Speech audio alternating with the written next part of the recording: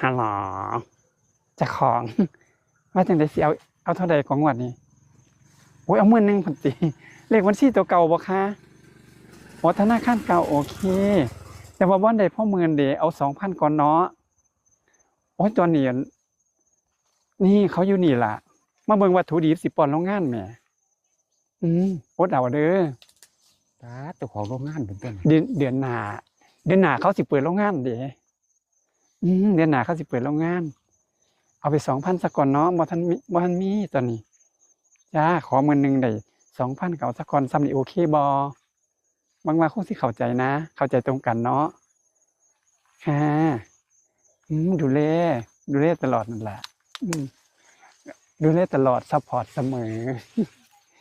ค่ะที่รักโอเค ตาไอ้ซิเจ้ มันอึดข้างหน่อยที่เจียวนะ จะมีโรงงานเป็นของเจ้าของพุ่นเสีย โรงงานอย่าง เจ้าว่าเจ้าจะเปิดโรงงาน ว่าเขาสิเปิดโรงงาน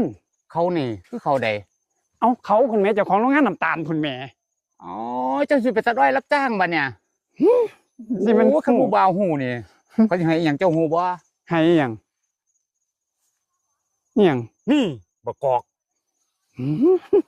ใส่เกี๊ยวกุ้งผู้ดีตัว เขาสิเปิดโรงงาน